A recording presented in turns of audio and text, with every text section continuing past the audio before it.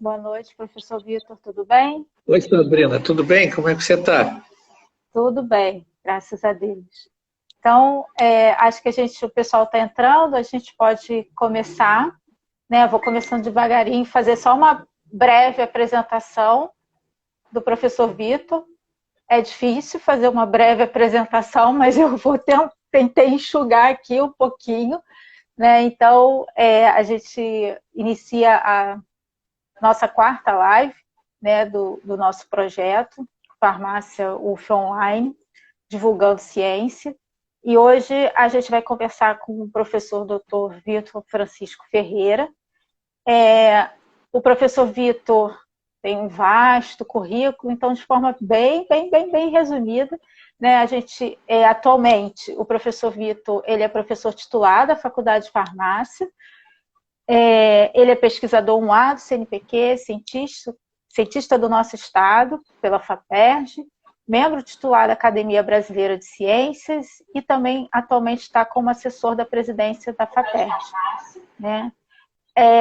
O professor Vitor, ele trabalha como linha de pesquisa, envolve principalmente as áreas de química orgânica, com ênfase em síntese orgânica, com foco em moléculas bioativas, principalmente na área de câncer, tuberculose e doença de Chagas. Então, hoje, o professor Vitor veio conversar com a gente sobre fármacos, química e qualidade de vida, né? Como é que esses três pontos se comunicam, né? E aí a gente vai conversar um pouquinho, então, como já é de praxe que a gente vem fazendo, a gente pede para o nosso convidado falar em torno de 20, 30 minutos, e aí as pessoas vão postando aqui as perguntas para que a gente possa fazer, depois abrir para as perguntas, tá bom? Muito obrigado, professor Vitor, pelo convite, é uma honra, porque na realidade eu fui sua aluna, né? Então é muito gratificante. Obrigada. Obrigado, Sabrina, pelo convite de poder estar aqui e falar alguma coisa desse assunto que nós determinamos que iríamos conversar. Eu fico muito feliz em ver que meus alunos, né, se falam muito dos professores, que os professores não são importantes, né?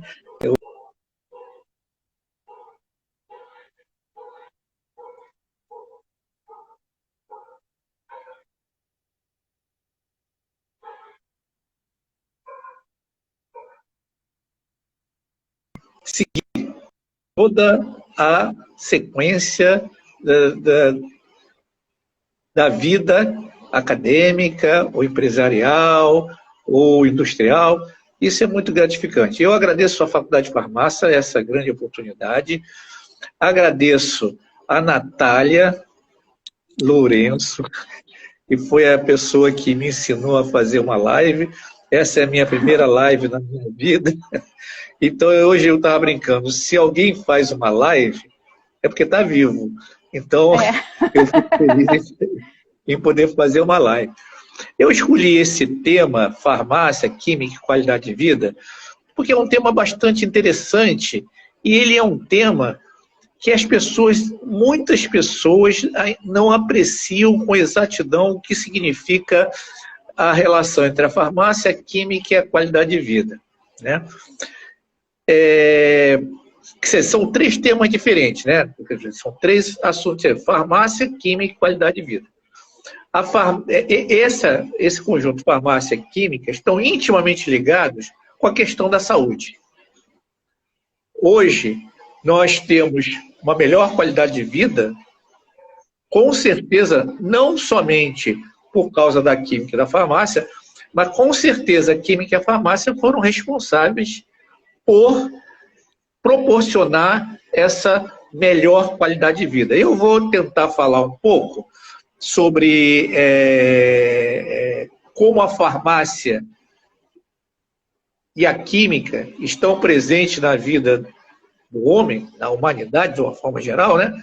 A farmácia está presente na vida do homem há mais de 2000 anos.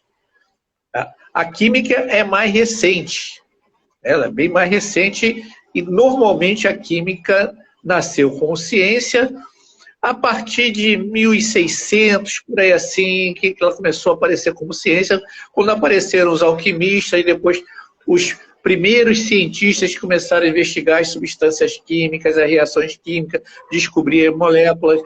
Em 1800, no final do século XVIII, início do século XIX, depois continuou no século XX. No século XX ela floresceu bastante, né? Teve um desenvolvimento.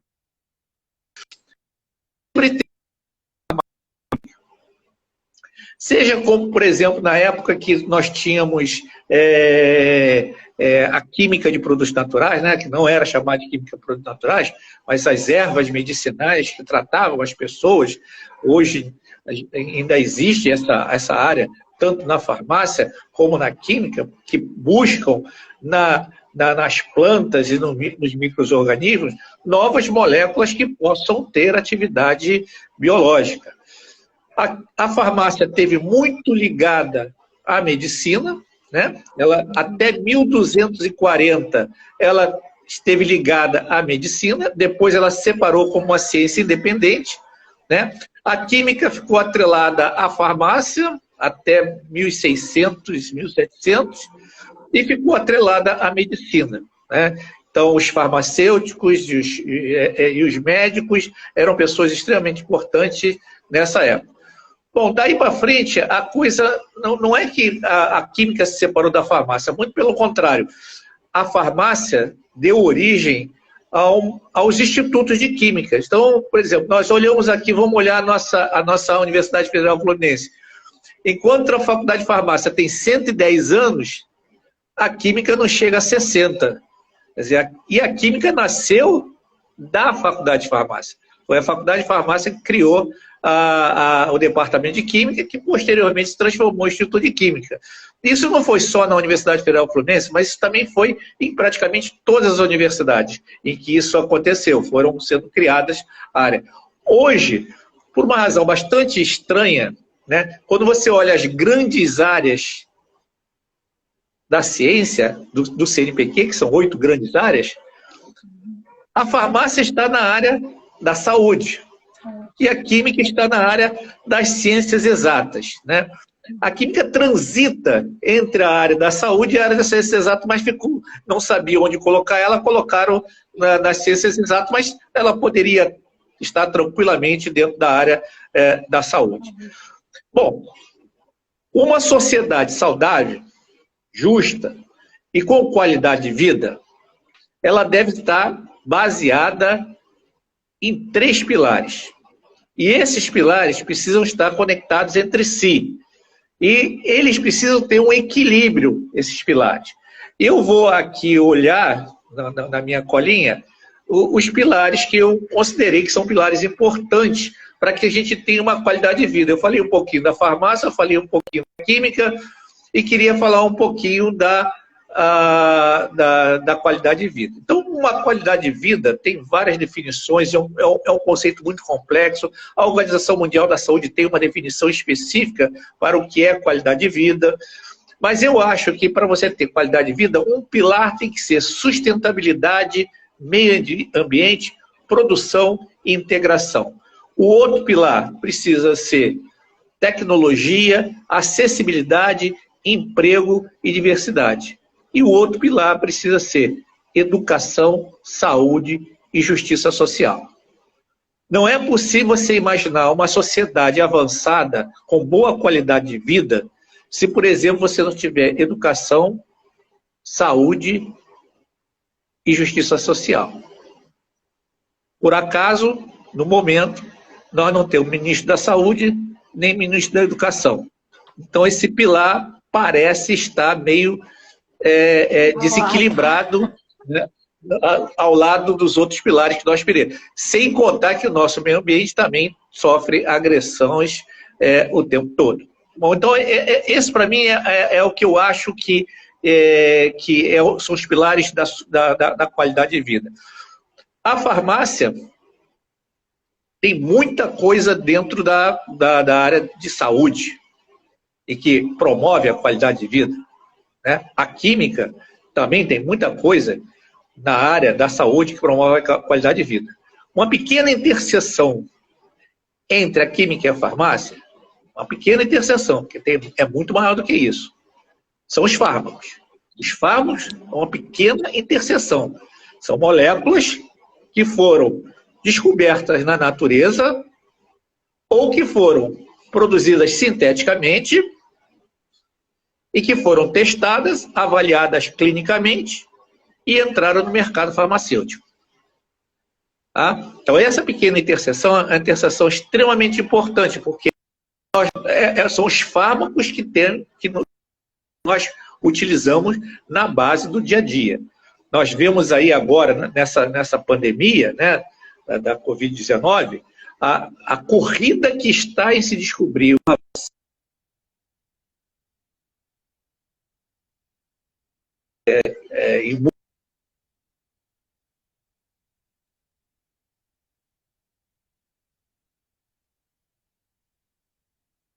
do ponto de vista econômico, vai vender e vai ganhar muito dinheiro, ou quem fizer um fármaco vai fazer e vai ganhar muito dinheiro, né?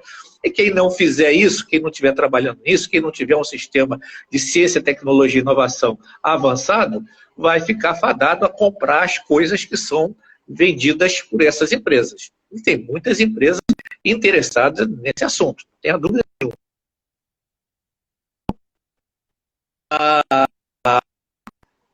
A farmácia, ela, quer dizer, além dessa interseção que existe entre a química e a farmácia, né, eu poderia dizer para você que a farmácia, né, ela atua garantindo a qualidade dos medicamentos, ela garante a questão da segurança e da eficácia dos equipamentos, ela trabalha na área de doenças emergentes e reemergentes. Então, essas são áreas extremamente importantes. Enquanto a química,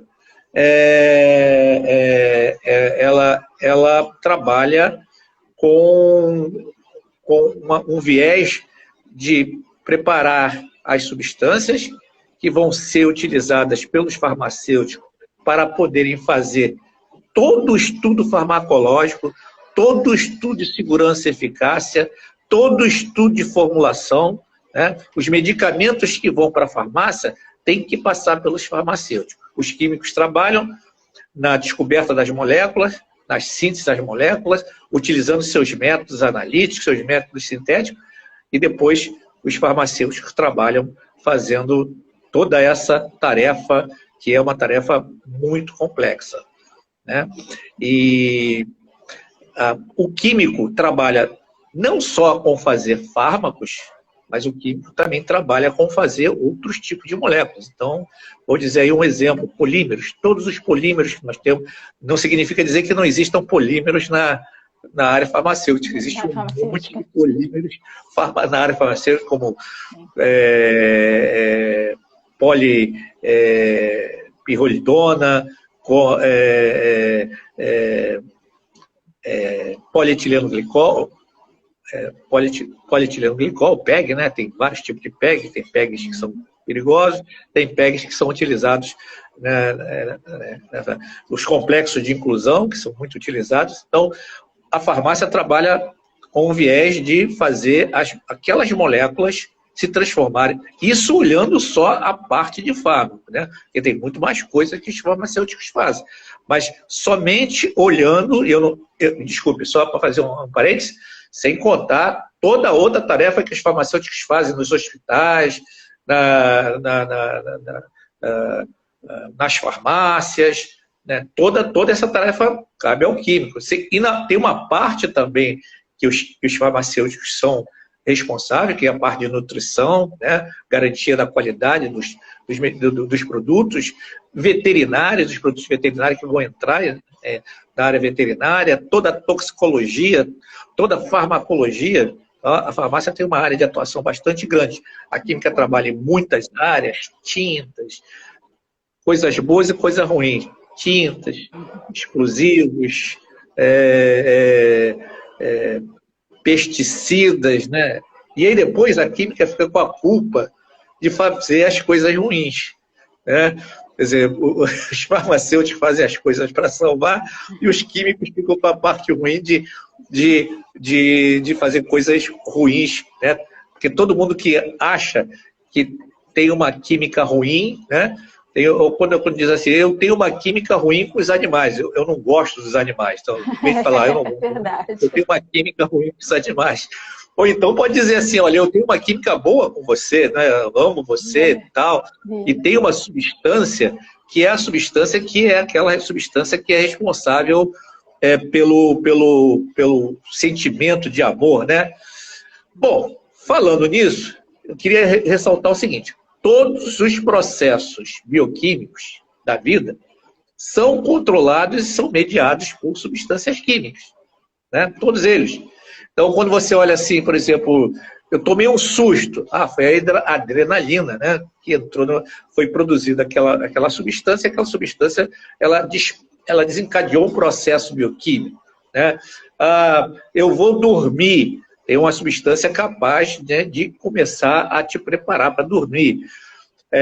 Então, temos os alcaloides, os pseudoalcaloides, que são endógenos, né? Temos os hormônios, que estão o tempo todo, né?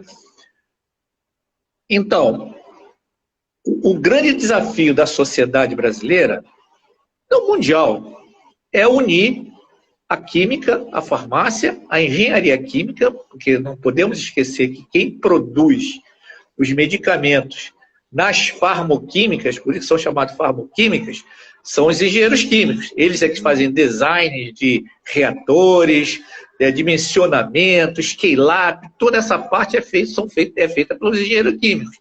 Então, nós temos, na realidade, 3 profissionais para você chegar ao medicamento da sua casa. Você tem o químico, que produz as moléculas, o farmacêutico, que pega essa molécula, trabalha toda a questão farmacológica dela, toda a questão de toxicologia, toda a questão de liberação, né? O farmacêutico, e tem o engenheiro químico, que é o cara que vai lá e, num laboratório em grande escala, produz isso em 100, 200, 300, 1 tonelada e assim por diante.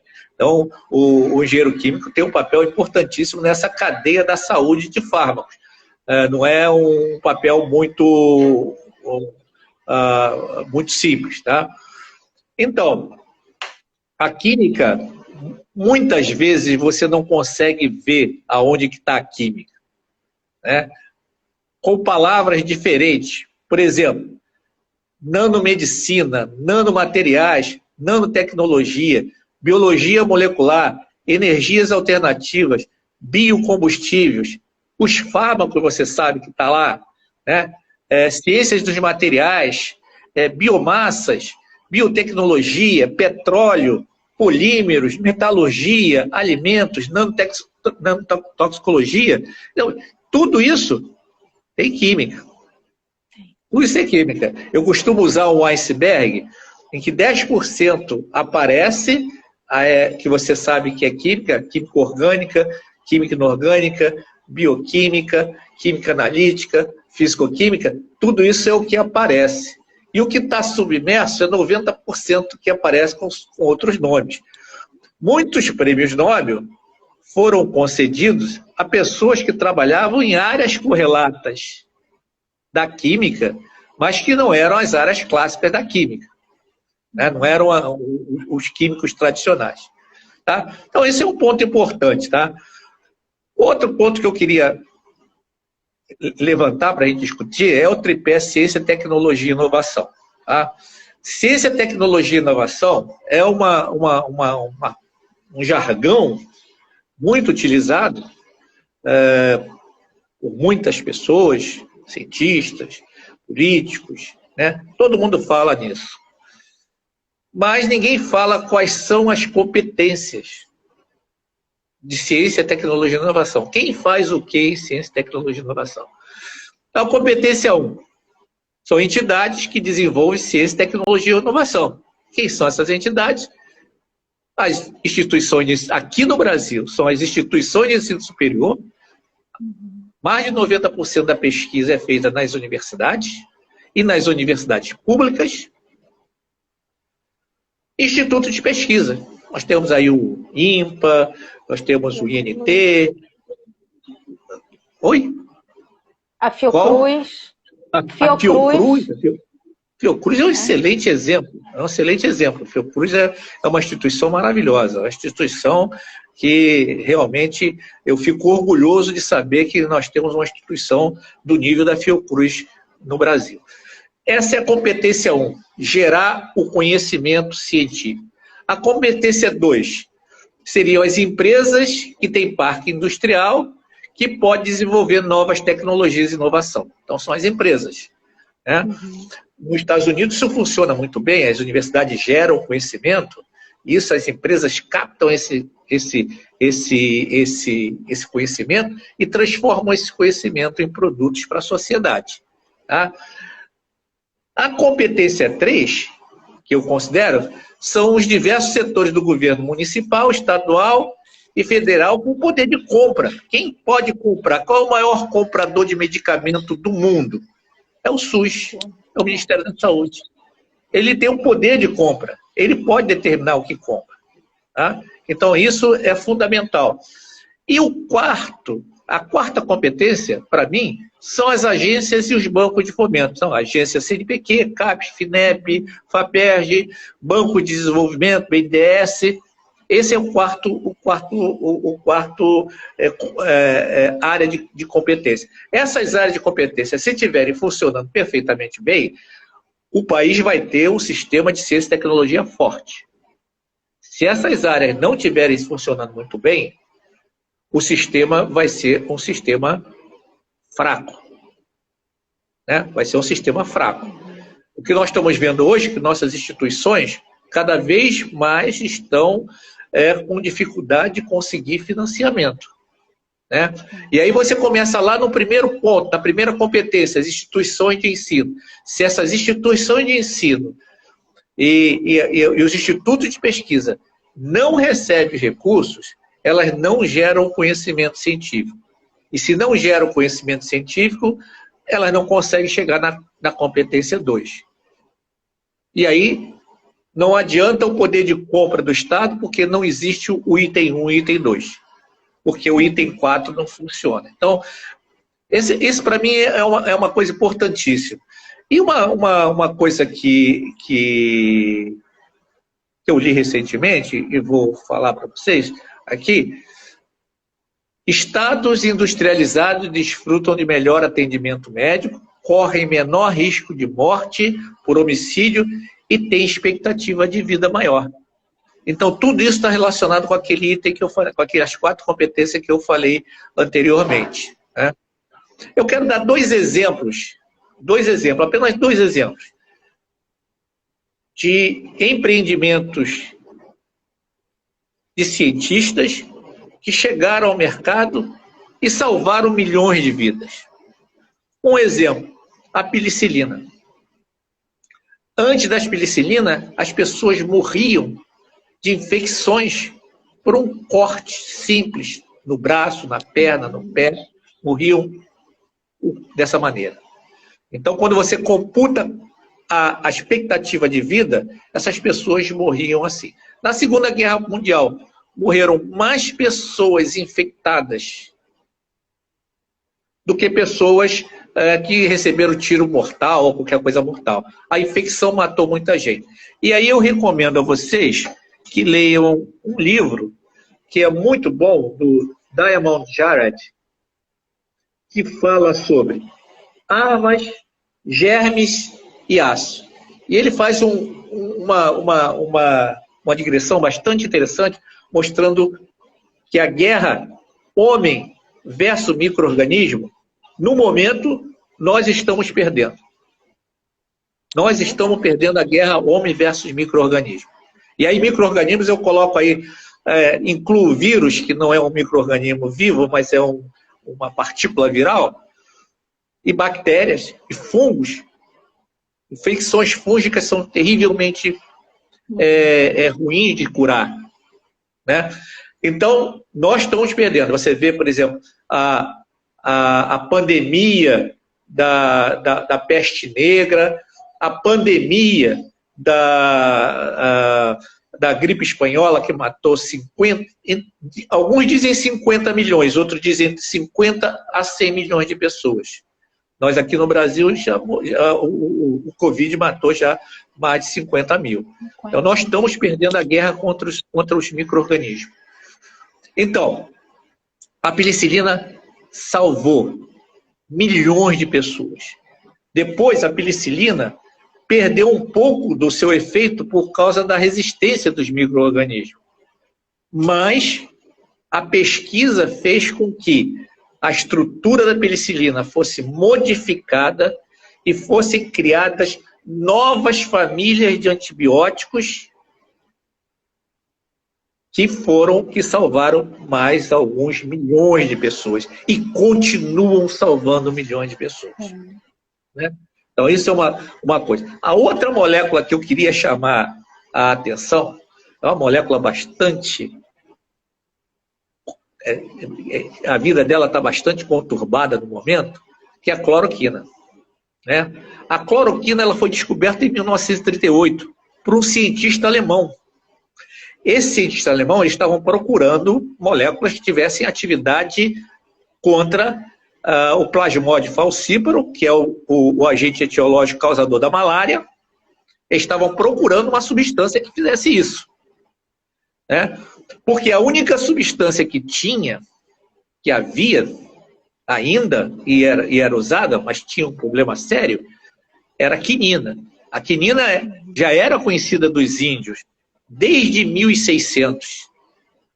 E ela era extraída da casca de uma planta, né, chamada chinchona, né, ou quina, né, daí veio o nome quinina, e ela foi usada, e ela é extraída de uma planta. Tanto que essa planta nascia aqui na América do Sul, né, no Peru, na época o Peru era a grande parte espanhola, e depois as sementes foram contrabandeadas para malária. E quando chegou lá, as plantas de lá produziram muito mais quinina do que as plantas daqui. E arrasou com a produção local aqui nessa época. Então a quinina vinha sendo usada. Na Segunda Guerra Mundial, na Primeira Guerra Mundial, houve uma pandemia praticamente de malária. Malária devastou a Europa. Matou milhões de pessoas. Então vem um cientista alemão, descobre a cloroquina, patenteia, mas não leva esse produto até ao fármaco. Coube aos americanos confiscarem todo aquele material desse cientista alemão, levar para os Estados Unidos, fazerem testes, ensaios clínicos e provarem que a quinina ajudava, né, curava e era profilático contra a malária. E a cloroquina salvou milhões de pessoas infectadas com malária. Então, apenas 2 fármacos. Eu podia citar muitos fármacos que tiveram uma história assim fantástica. Né? Uhum. Bom, eu tenho mais 1 minuto, conforme a Sabrina falou, para dar tempo da gente conversar alguma coisa. Pode falar, então, pode continuar. A penicilina e a cloroquina foram moléculas fundamentais, né, para o desenvolvimento, para a melhoria da qualidade de vida, e não só isso, para aumentar a expectativa de vida. Eu tenho certeza, a expectativa de vida, ela tem muitos componentes para ser saneamento, alimentação, fármacos, tudo isso, assistência básica de saúde, tudo isso envolve na expectativa de vida. Ao nascer, qual a sua expectativa de vida? No Egito era 30 anos, de 25 a 30 anos era a expectativa de vida. Não resta dúvida que a humanidade conseguiu estender a expectativa de vida, né? A ciência conseguiu ampliar essa expectativa de vida para alguma coisa em torno de... eu vou dizer aqui para vocês... eu tenho esse dado aqui.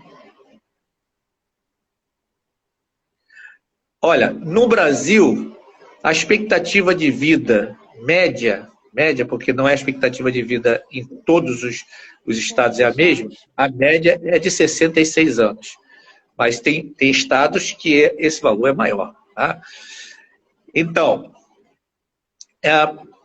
tem uma pergunta que está no livro do professor Yuval Harari, que diz o seguinte, será que nós conseguimos vencer a morte? Ou estamos conseguindo vencer a morte? Na realidade, a ciência, a tecnologia, a inovação está conseguindo vencer a morte? Será que nós vamos conseguir ampliar a nossa expectativa de vida para 150 anos? Para 500 anos? Será que nós vamos conseguir? Pô, tem gente que acredita nisso. Tem gente que acredita nisso. É complexo, né? O Instituto Cálico, da Google, é um instituto cuja a missão dele é vencer a morte. Porque a morte é um problema técnico. E se é um problema técnico, ele pode ser solucionado. Então, a Cálico, se você entrar no Google e procurar Cálico, que é Califórnia, eu sabia o nome desse instituto, Califórnia, alguma coisa, eu não lembro mais. Mas esse instituto, ele tem a missão de vencer a morte, utilizando engenharia genética, utilizando fármacos, utilizando tudo isso. E aí surge uma série de questões. Hoje, as pessoas que ficam casadas durante 75 anos, elas têm o que a gente chama de bodas de diamante. Como é que a gente vai chamar as pessoas que ficaram casados por 100 anos? Não tem. Não tem.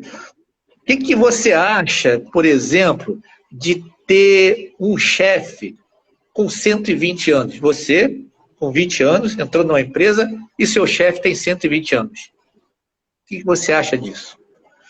Então, a gente ainda tem muita pergunta, que ainda não tem resposta. Mas eu tenho certeza que um dos componentes para melhorar a qualidade de vida das pessoas, e aí melhorar a qualidade de vida significa dizer ampliar a expectativa de vida, é a química e a farmácia. Claro, todas as outras áreas também. Não adianta você ter química, farmácia avançada e não ter água encanada, não ter saneamento básico, ambiente degradado, não adianta nada. Né? Algumas civilizações já desapareceram, né? Aquelas pessoas que moravam na Ilha da Páscoa desapareceram, ninguém sabe o que aconteceu com eles. Mas o que aconteceu na realidade, o que as pessoas acham que aconteceu na realidade, que eles exauriram o meio ambiente, de tal forma que a vida ficou insustentável. E é isso que nós temos que tomar cuidado. Não exaurir a vida, o meio ambiente, de tal modo que a nossa sobrevivência fique afetada. Então, Sabrina, estou aí à disposição.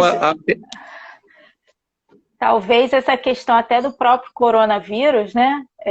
Dessa situação toda que a gente está vivendo, não sei como, mas eu acho que vai, ou ao menos deveria mostrar isso para todo mundo, não só para a sociedade, todos nós, mas para os governantes também, porque a gente vê assim, um exemplo clássico, quem mora aqui em Niterói, mas quem mora no Rio de Janeiro, né, sabe como é que está a Baía de Guanabara. Então, vira e mexe, a gente recebe uns vídeos de a vida marinha ali ressurgindo, né? Se você olhar com mais atenção para o céu, a gente consegue ver mais estrelas.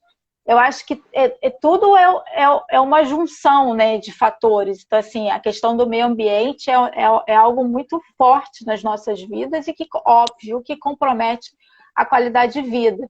E eu vejo também que a química é a base de tudo, né? Não tem como. o meio ambiente, você vai ter processos químicos envolvidos, né? A questão do próprio saneamento básico. Então, a química é realmente a base de tudo. E os fármacos, com certeza, eles vieram para contribuir com o aumento da expectativa de vida, né? Óbvio que a gente não pode depender apenas deles, claro, mas tem fármacos tem medicamentos que têm potencial de evento adverso super baixo e uma grande parte da população mundial toma, tipo os inibidores da ECA, captopril, enalapril, e que aumentam a expectativa de vida das pessoas consideravelmente, né? Então, acaba realmente uma coisa ligada à outra, né? Não tem como desvencilhar, né? Não tem. É até difícil desvencilhar, porque não dá, não tem como.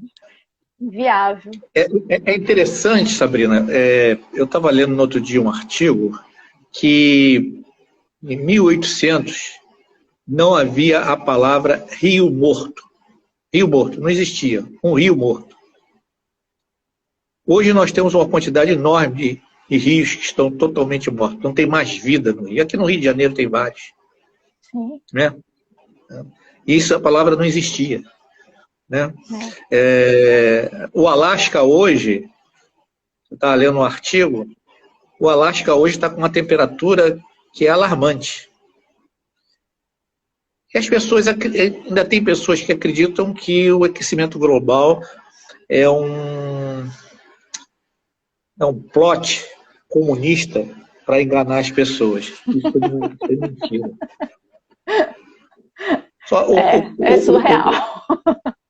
O problema é o que você vai deixar para os seus filhos e para os seus netos. Que mundo você vai deixar para eles? Nós estamos entregando, nós vamos entregar um mundo muito pior. Eu tenho certeza que nós vamos entregar um mundo muito pior do que quando eu recebi dos meus pais quando eu nasci. Era muito, muito melhor. Né? Eu lembro que na época que eu faço aniversário em maio era frio. Né? Agora você praticamente tem que ligar o ar-condicionado em maio, em junho, julho, no inverno. Saiu recentemente falando que o nosso inverno vai ser mais ameno. Eu falei assim, então vai ser verão, né? Porque mais ameno do que já não é inverno. Então muito por aí, né? Hoje, durante o dia, deu 31 graus. Pois tá complicado, né? Aí a gente tem alguns comentários aqui. O Silvio J. As pessoas põem o nome e muitas vezes não dá para identificar, né? E fica difícil. Então eu vou ler do jeito que está escrito aqui, né? Ele coloca que pesticida pode ser bom, depende de como se usa, né? E principalmente em relação à agricultura. Se não houvessem os pesticidas, a gente provavelmente teria nem o que comer, né? Em larga escala. Eu acho que tudo é assim, né? Tudo tem um lado positivo quanto tem um lado negativo. É igual o medicamento, né? Entre o medicamento e o veneno, a dose, né? Então, eu acho que é por aí. Né? Ele fez outro comentário também. Eu concordo com ele. Se você não usa o pesticida, você não produz alimento. Se você não produz alimento, tem fome. Então, essa é uma equação bastante complicada, uma equação difícil de você equacionar.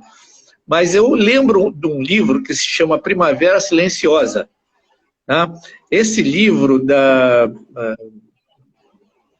esqueci o nome da autora, Carlson, Janet Carlson, não lembro o nome dela. Bom, enfim, ela mostrou na época o mal que o DDT fez na agricultura, matando todos os insetos que tinham indiscriminadamente, né? E matando os pássaros que se alimentavam dos pesticidas. Eu vou lembrar também um caso aqui, por exemplo, da Baía de Minavata, no Japão, que foi uma baía que foi contaminada por mercúrio, por uma empresa que despejava resíduos de mercúrio num afluente que dava numa baía, e eles produziam cloreto de vinila, né?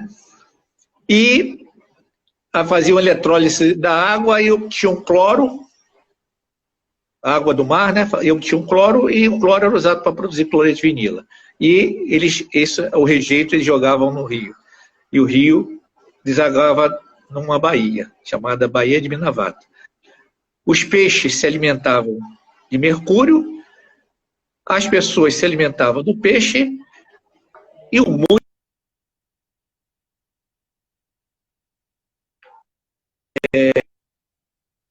com deficiências por causa do mercúrio. Então, a gente tem que saber que a ciência é mais inteligente.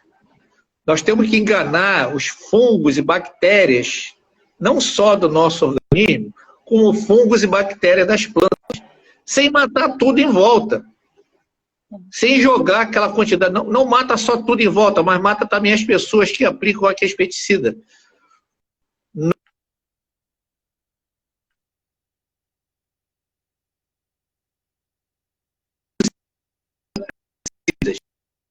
Nós liberamos os pesticidas chineses proibidos em vários países. Isso não é real. Isso é uma loucura. Isso é uma loucura. Nós temos um monte de pesticidas aqui que hoje está proibido em outros países. Alguns até proibidos na China. E eles fazem aqui no Brasil e conseguiram licença aqui. Isso a partir desse governo que entrou. Vem lá do básico, né? A cadeia alimentar, que a gente aprende lá na escola. Então, está tudo envolvido, né? Tudo vai ter uma consequência. A Rafaela, ela pergunta qual que seria o papel da química no desenvolvimento de um novo fármaco para o tratamento do coronavírus. Talvez uma molécula tendo como base a estrutura molecular da cloroquina poderia ser uma alternativa? Sim.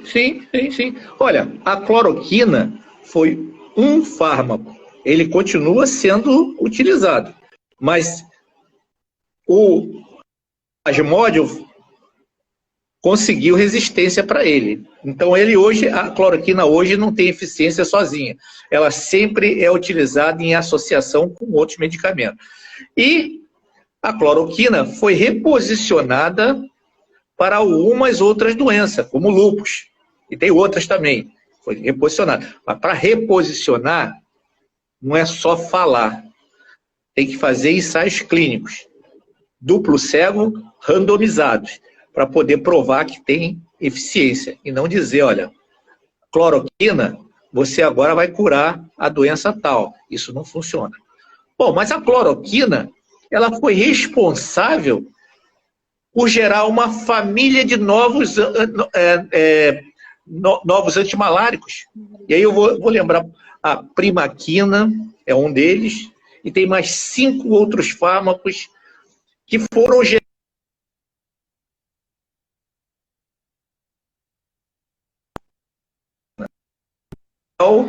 O anel quinolínico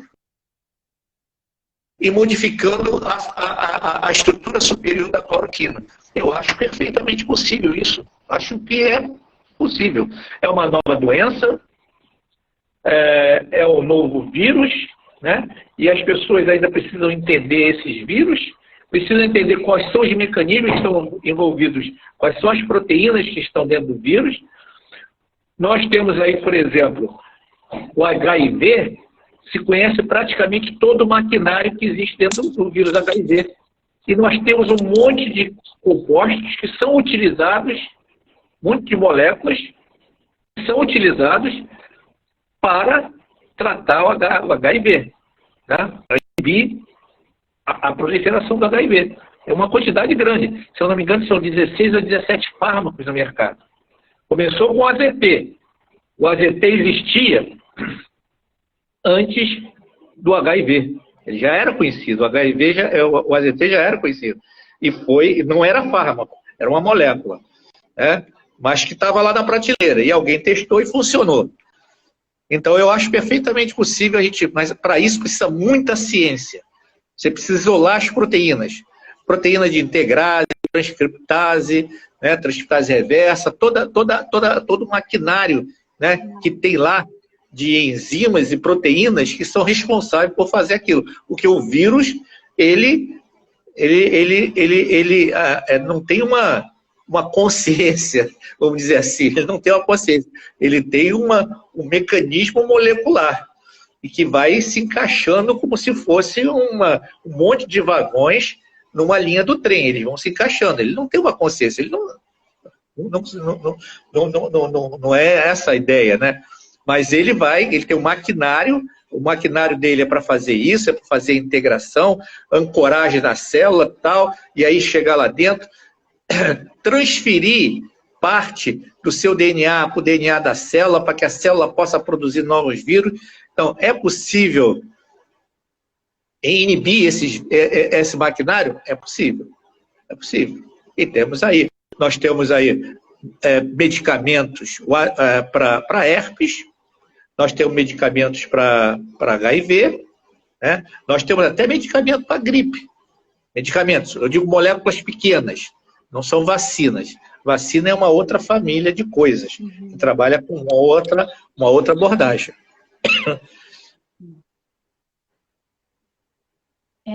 A Leila Pontes, ela coloca aqui um comentário, né? Estamos todos preocupados com a Amazônia, com razão, mas não podemos esquecer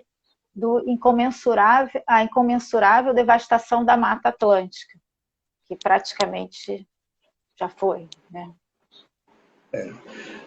Leila, eu conheço ela muito bem. Leila, você tem toda a razão. Só tem 10% da Mata Atlântica. Nós estamos no finalzinho da Mata Atlântica. Vai ser o maior desastre nós acabarmos com a Mata Atlântica. É o restinho que falta. Nós deixamos chegar no limite, né? Existem alguns estudos que eu li que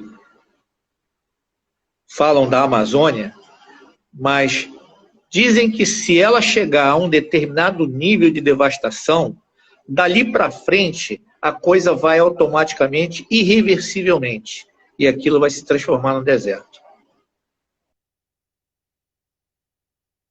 Complexo. Alta a ponto de ser irreversível do ponto de vista da floresta se autorregenerar. Né? As florestas, ou seja, a Amazônia está sofrendo de um outro fenômeno que poucas pessoas falam. A quantidade de dióxido de carbono no meio ambiente é tão alta que as plantas estão crescendo muito, tem muito gás carbônico disponível. Isso vai devastar mais ainda, porque as plantas vão ter uma vida menor do que ela tinha anteriormente. Isso são estudos que eu vi, andei lendo por aí. Mas, Leila, você tem razão. É uma pena se a gente acabar com a Mata Atlântica, né? Vai ser uma coisa...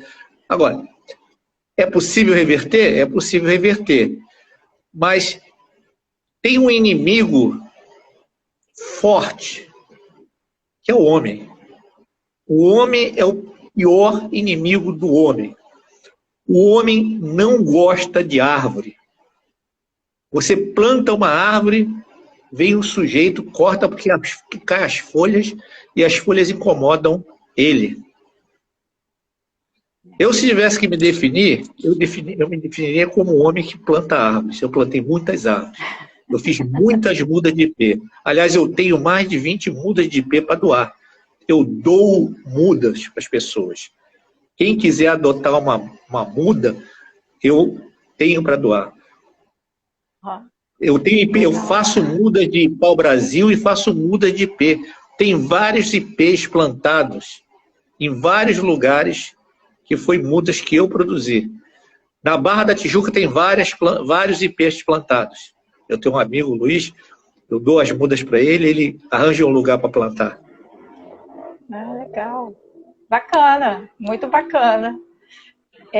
O Acácio Souza, não seria intervenção humana na natureza o efeito cachorro correndo atrás do rabo?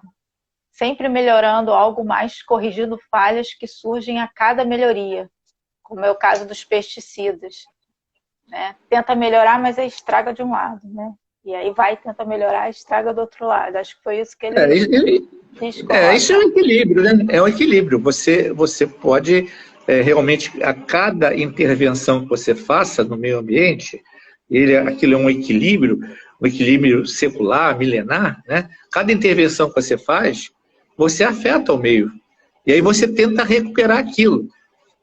E aí os cientistas vêm, consertam aquilo que foi feito de errado, os polímeros que eram ruins, o cientista vai e arranja uma maneira de fazê-los recicláveis ou biodegradáveis. Nós temos soluções, nós temos muitas soluções. Por exemplo, para plásticos biodegradáveis, nós temos diversas soluções de substâncias que se degradam no meio ambiente em 30 dias em condições de compostagem. Por exemplo, os poliácidos láticos. Mas entra uma questão econômica, e a questão econômica é uma questão extremamente